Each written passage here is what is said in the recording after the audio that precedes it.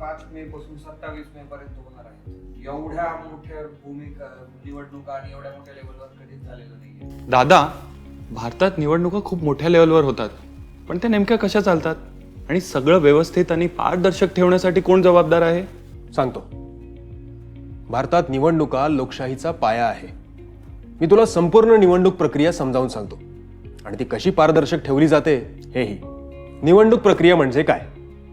आता निवडणूक प्रक्रिया म्हणजे नागरिकांनी आपले प्रतिनिधी निवडण्यासाठी घेतलेली मालिका रचणे. आणि याची वैशिष्ट्ये काय आहेत? तर सार्वत्रिक प्रौढ मतदानाधिकार, 18 वर्षे आणि त्यावरील प्रत्येक नागरिकाला मतदानाचा अधिकार आहे. स्वतंत्र निवडणूक आयोग ही घटना संस्था संपूर्ण प्रक्रिया नियंत्रित करते. निवडणूक प्रक्रियेची चरणे: मतदारसंघांची पुनर्रचना.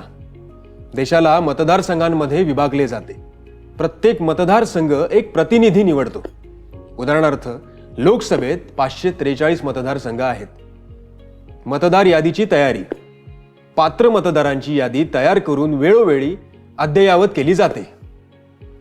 निवडणूक कार्यक्रमाची घोषणा: निवडणूक आयोग निवडणुकीच्या तारखा जाहीर करतो.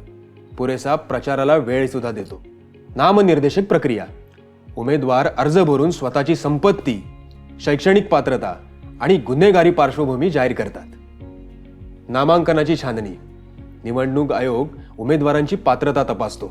निवडणूक प्रचार: पक्ष आणि उमेदवार प्रचार करून आपली दृष्टी मतदारांपर्यंत पोहोचवतात. उदाहरणार्थ, सभा, जाहिराती आणि घरोघरी भेटी. मतदानाचा दिवस: मतदार मतदान केंद्रावर इलेक्ट्रॉनिक मतदान यंत्राद्वारे म्हणजेच EVM मतदान करतात. गुप्तता राखून फसवणूक रोखली जाते. मतमोजणी: कडक देखरेखीखाली मते मोजली जातात. निकाल जाहीर: विजेते जाहीर केले जातात आणि ते शपथ घेतात. स्वच्छ निवडणुकांसाठी उपाययोजना: निवडणूक आयोगाची भूमिका. संपूर्ण प्रक्रिया स्वायत्तपणे देखरेख करते. नियम तोडणाऱ्या उमेदवारांना अपात्र ठरवण्याचे अधिकार आहेत. आदर्श आचारसंहिता म्हणजेच MCC. प्रचाराच्या दरम्यान उमेदवार आणि पक्षांसाठी मार्गदर्शक तत्वे निश्चित केली जातात. तंत्रज्ञानाचा वापर: EVM आणि VVPAT पारदर्शकता सुनिश्चित करतात. कडक सुरक्षा उपाययोजना: मतदान केंद्रावर सुरक्षा दलांची तैनाती.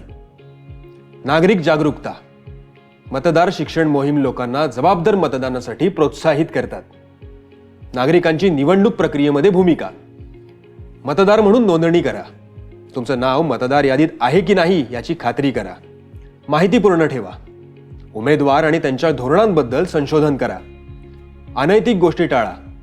लाच किंवा मतविक्रीला नकार द्या. उल्लंघनाची तक्रार करा. कोणत्याही अनैतिक क्रियाकल्पांची माहिती अधिकाऱ्यांना द्या. जागरूकपणे मतदान करा. लोककल्याणाला प्राधान्य देणाऱ्या उमेदवारांची निवड करा. थँक्यू दादा. आता मला निवडणूक प्रक्रिया कशी चालते आणि ती लोकशाहीसाठी का महत्वाची आहे हे समजलं. छान आहे रोहन. आणि लक्षात ठेव, प्रत्येक मत महत्वाचं आहे. निवडणुकीत सहभाग घेणं हे आपलं हक्क आणि जबाबदारी आहे. हो दादा, मी जबाबदारीने मत देईन.